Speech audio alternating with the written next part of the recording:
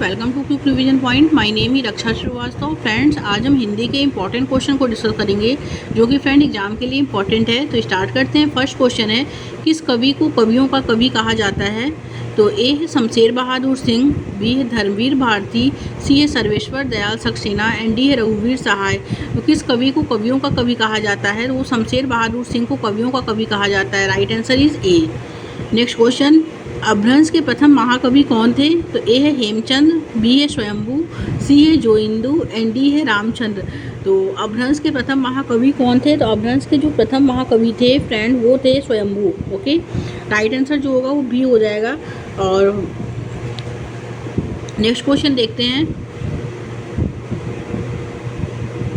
प्रेम सागर किसकी रचना है? तो ए है सदल मिश्र की, बी है राम प्रसाद निरंजनी की, सी है लल्लू लाल एंड डी है मुंशी सरा सुखलाल। तो प्रेम सागर जो है वो किसकी रचना है? प्रेम सागर जो रचना है वो लल्लू लाल की रचना है। Okay, right answer is C. और लल्लू लाल की दो रचनाएं हैं, प्रेम सागर और बैताल पचीसी भी जो है वो लल्लू लाल की रचना है। Okay, correct answer is C हो जाएगा। नेक्स्ट क्वेश्चन, रघुवंशम किसकी कृति है? तो ए है सूरदास, बी है कालिदास, सी है तुलसीदास एंड डी है रैदास। तो रघुवंशम किसकी कृति है? तो रघुवंशम जो है वो कालिदास की कृति है। Right answer is B. Next question, Hindi का मानक रूप किस भाषा से विकसित हुआ है? तो ए है ब्रज, बी है खड़ी बोली, सी है अवधी एंड डी है मालवी। तो हिंदी का मानक रूप किस भाषा से विकसित हुआ है? तो वो हुआ है इसमें खड़ी बोली से। Right answer is B. Bhim ने गदा से दुर्योधन को मारा। यहाँ गदा से पद में कौन सा कारक है? ओके, तो भीम ने कर्ता ने होता है। भीम ने जो है वो कर्ता कारक है। कारक जो होते हैं वो 8 प्रकार के होते हैं। कर्ता ने, ओके, गदा से दुर्योधन को, कर्म को हो जाएगा कर्ता ने, कर्म को करड़ से, ओके, करड़ जो होता है वो से होता है, गदा से मारा। ओके, तो गदा से मारा, तो यहाँ जो है भीम ने गदा से दुर्योधन को मारा। तो गदा से पूछा है, गदा से में पद में कौन सा कारक है? तो गदा से में जो कारक है वो करड़ कारक है। ओके, राइट आंसर जो होगा फ्रेंड वो ए हो जाएगा। ने जो है वो कर्ता कारक है, को जो है वो कर्म कारक है एंड और करड़ जो है वो से है। ओके, और अपादान जो होता है वो अलग के लिए होता है। संप्रदान में जो आता है फ्रेंड वो आता है इसमें में आता है पे, और अधिकरण में पे पर जो है में पे पर, और अधिकरण में हे हरे, ये सब आता है अधिकरण कारक में। कारक जो होते हैं वो 8 प्रकार के होते हैं। तो इसमें गदा से जो है तो वो करड़ कारक, से जो है वो करड़ कारक है। Okay, right answer is a. Next question, निम्नलिखित में से उस समूह को चिन्हित करें जिसमें पुल्लिंग से स्त्रीलिंग परिवर्तन सही रूप से किया गया है। तो पुल्लिंग से स्त्रीलिंग परिवर्तन सही रूप से जो किया गया है शब्द जो है कवि का जो होता है वो कवित्री हो जाएगा। ओके, क्योंकि ये पुल्लिंग से स्त्रीलिंग परिवर्तन सही रूप से जो किया गया है, तो कवि क्या है? कवि पुल्लिंग है। पुल्लिंग का जो है इसका सही क्या है? स्त्रीलिंग।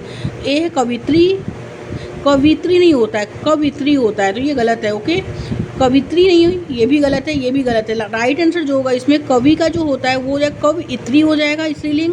सम्राट जो है पुल्लिंग है, तो पुल्लिंग का जो स्त्रीलिंग हो जाएगा सम्राट का सामग्री हो जाएगा। ओके, नेता का जो स्त्रीलिंग होगा वो हो जाएगा नेत्री।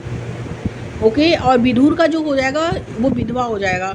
तो इसका जो राइट आंसर होगा वो बी हो जाएगा। ओके, आगे देखते हैं, किसके नाम जो है अधिकतर स्त्रीलिंग होते हैं?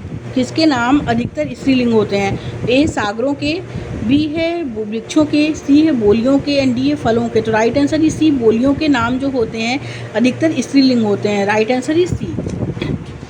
आगे देखते हैं फ्रेंड्स, नेक्स्ट क्वेश्चन क्या है? नेक्स्ट क्वेश्चन है, मेरी गोद में बिल्ली है, इस वाक्य में कौन सा कारक है? ओके, तो मेरी गोद में बिल्ली है, तो में जो होता है वो होता है में जो यूज हुआ है वो अधिकरण कारक के लिए यूज हुआ है। ओके, तो ये राइट आंसर जो होगा वो डी हो जाएगा। ऊपर के लिए भी अधिकरण कारक का यूज होता है, नीचे के लिए भी अधिकरण कारक का यूज होता है, बाएं के लिए भी अधिकरण कारक का यूज होता है और दाएं के लिए भी अधिकरण कारक का यूज हम करते हैं। ओके, तो मे क्या है, मे जो है, मे में कौन सा कारक है, तो मे में जो है अधिकरण कारक है। ओके, राइट आंसर ही डी। कर्म कारक जो होता है, कर्ता ने कर्म को जो आएगा तब कर्म कारक होगा। आपादान जो कारक जो होता है वो अलग के लिए होता है। ओके, और संप्रदान कारक जो होता है हे हरे वो। राइट आंसर जो होगा मे जो आया है तो वो अधिकरण कारक के लिए यूज होगा। Right answer is D. आगे देखते हैं, किसी कठिन शब्द को स्पष्ट करने के लिए किस विराम चिन्ह का प्रयोग होता है, तो ए है निर्देशक, बी है उपविराम, सी है कोष्टक एंड डी है विवरण चिन्ह। ओके, तो किसी कठिन शब्द को स्पष्ट करने के लिए किस विराम चिन्ह का जो है प्रयोग होता है, तो कोष्टक चिन्ह का प्रयोग होता है। राइट आंसर इज सी।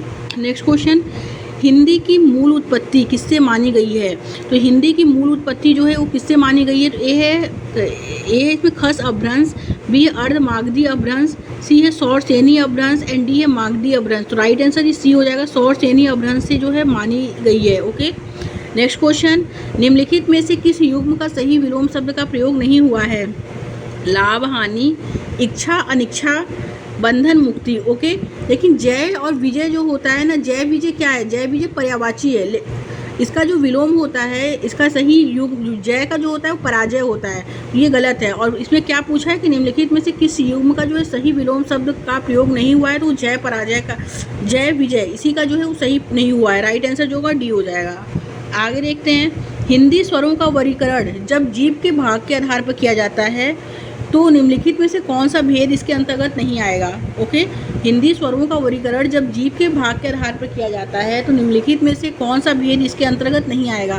तो उच्चारण के आधार पर स्वर जो होते हैं वो 3 प्रकार के होते हैं। जीभ के आधार पर जो स्वर होते हैं वो 3 प्रकार के होते हैं, अग्र स्वर, पक्ष स्वर, मध्य स्वर। ओके, लेकिन तो इसमें जो दिया है वो नहीं आएगा, पूछा है कौन सा जो है कौन सा भेद इसके अंतर्गत नहीं आएगा, तो नहीं आएगा। तो मध्य स्वर है, पक्ष स्वर है, अग्र स्वर है, लेकिन विपरीत स्वर जो है वो नहीं आएगा इसमें। ओके, तो राइट आंसर जो होगा फ्रेंड वो बी हो जाएगा कि हिंदी स्वरों का वर्गीकरण जब जीभ के आधार पर किया जाता है तो जो भेद है कौन सा जो भेद है इसके अंतर्गत नहीं आएगा, तो विपरीत स्वर है जो इसके अंतर्गत नहीं आएगा। बाकी पक्ष स्वर, मध्य स्वर, अग्र स्वर ये क्या है, ये जीभ के आधार पर हैं लेकिन विपरीत स्वर नहीं है। राइट आंसर बी हो जाएगा। आगे देखते हैं फ्रेंड्स, मुझे आपके हस्ताक्षर चाहिए, इस वाक्य में हस्ताक्षर क्या है, हस्ताक्षर जो होता है फ्रेंड वो होता है नित्य बहुवचन है। ओके, क्यों एक वचन है, नित्य बहुवचन है, नित्य एक वचन है, बहुवचन है, तो हस्ताक्षर क्या है, हस्ताक्षर जो होता है फ्रेंड वो नित्य बहुवचन होता है। सदैव जब होता है ये भी नित्य बहुवचन है। ओके, राइट आंसर जो होगा वो बी हो जाएगा। आगे देखते हैं, सनसनाहट शब्द में कौन सा प्रत्यय जो है प्रयुक्त हुआ है, प्रत्यय जो होता है फ्रेंड वो किसी भी शब्द के पीछे यूज होता है। ओके, तो ए है सन, बी है सनसन, सी है हट एंड डी है आहट। तो प्रत्यय में जो प्रयुक्त हुआ है फ्रेंड उस आहट प्रत्यय प्रयुक्त हुआ है। ओके, राइट आंसर ही डी। आगे देखते हैं, नेक्स्ट क्वेश्चन क्या है, खग कूल कूल कूल, खग कूल कूल कूल सा बोल रहा, रेखांकित में जो है कौन सा अलंकार है, ए यरूपक अलंकार, श्लेष अलंकार, यमक अलंकार, उपमा अलंकार। तो राइट आंसर ही सी हो जाएगा, यमक अलंकार है। ओके, आगे देखते हैं फ्रेंड्स, नेक्स्ट क्वेश्चन क्या है, नेक्स्ट क्वेश्चन है फ्रेंड, उल्कासी रानी दिशा दीप्त करती थी, पंक्ति में कौन सा जो है अलंकार है। ओके, तो ए है उत्प्रेक्षा अलंकार। उत्प्रेक्षा अलंकार जो होता है जिसमें बात बहुत बढ़ा चढ़ा के कही जाती है उसे हम उत्प्रेक्षा अलंकार कहते हैं। ओके, तो उल्कासी रानी दिशा दीप्त करती थी, पंक्ति में जो अलंकार है फ्रेंड वो अलंकार है उपमा अलंकार है। ओके, राइट आंसर इस सी हो जाएगा। नेक्स्ट क्वेश्चन देखते हैं, कर्मधारय समास का उदाहरण क्या होता है, कर्मधारय समास का उदाहरन जो है ए है श्वेत पत्र, बी है इसमें गगनचुंबी, सी है नीलकंठ एंड डी है पाठशाला। ओके, तो पाठशाला तो जो है वो तो तत्पुरुष समास है, नीलकंठ जो है वो बहुब्रीहि समास है। ओके, और श्वेत पत्र जो हो जाएगा फ्रेंड वो कर्मधारय समास हो जाएगा। ओके, राइट आंसर जो होगा फ्रेंड वो ए हो जाएगा।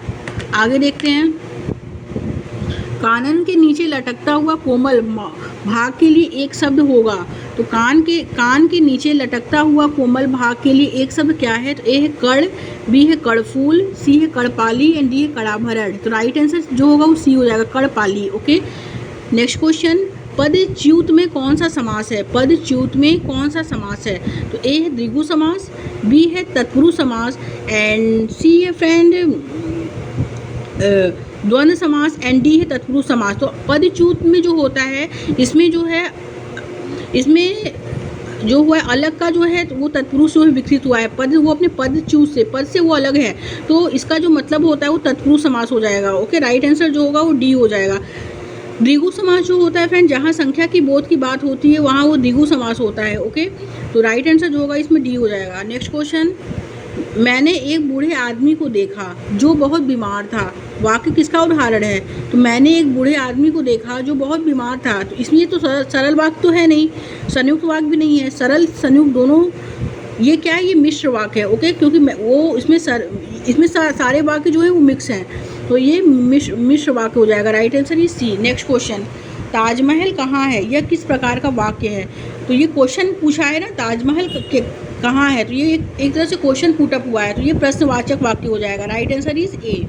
आगे देखते हैं, जिन शब्दों में लिंग, वचन, कारक आदि के कारण परिवर्तन नहीं होता है वह क्या कहलाते हैं? ए वचन, बी है अव्यय कहलाते हैं, सी है क्रिया कहलाते हैं, डी है वाच्य कहलाते हैं। जिन शब्दों में लिंग, वचन, कारक आदि के कारण परिवर्तन नहीं होता है वो अव्यय कहलाते हैं। ओके, राइट आंसर जो होगा वो बी हो जाएगा। आगे देखते हैं, हमें प्रतिदिन सूर्य नमस्कार करना चाहिए, रेखांकित शब्द को पहचानना है। तो प्रतिदिन रेखांकित शब्द इसमें क्या है, तो वो अव्यय है। ओके, राइट आंसर जो होगा वो बी हो जाएगा। आगे देखते हैं, किसी सीमित क्षेत्र में बोली जाने वाली स्थानीय भाषा को हम क्या कहते हैं? तो ए है राजभाषा, बी है उपभाषा, सी है बोली एंड डी है राष्ट्रीय भाषा। तो किसी सीमित क्षेत्र में बोली जाने वाली स्थानीय भाषा को हम बोली कहते हैं। Okay, right answer is C हो जाएगा। आगे देखते हैं, नेक्स्ट क्वेश्चन क्या है। नेक्स्ट क्वेश्चन है इसमें, हर्ष, शोक, घृणा, आश्चर्य जैसे भावों को व्यक्त करने के लिए जो फिल इन द ब्लैंक्स चिन्ह का प्रयोग किया जाता है, तो किस चिन्ह का प्रयोग किया जाता है?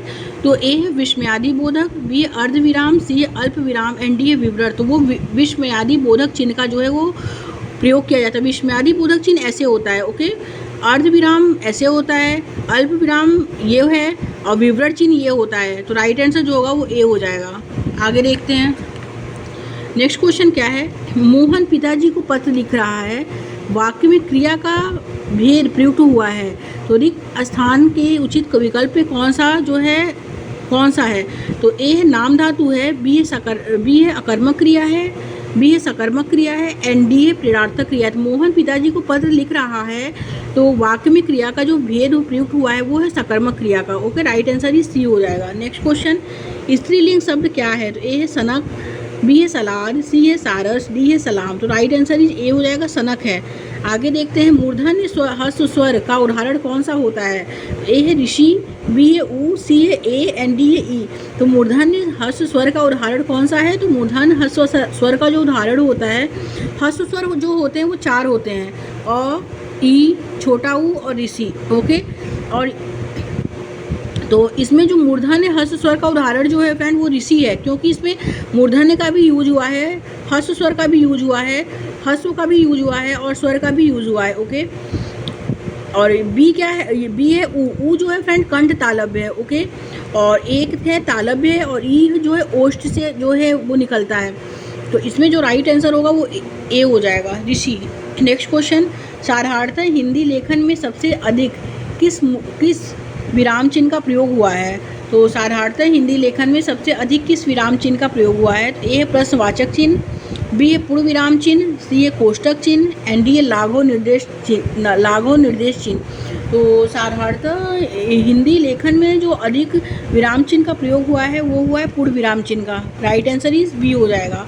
नेक्स्ट क्वेश्चन, इनमें से कौन सा व्यंजन संयुक्त व्यंजन का उदाहरण है? संयुक्त व्यंजन जो होते हैं वो 4 होते हैं, छत्री, छ, त्र, ज्ञ और श्र। ओके, संयुक्त व्यंजन 4 होते हैं, छत्री, छ, त्र, ज्ञ और श्र। तो इसमें ए है क्या है?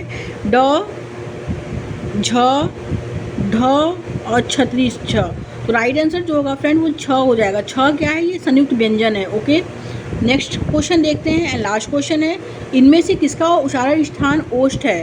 तो ए है ग, बी है द, सी है च एंड डी है प।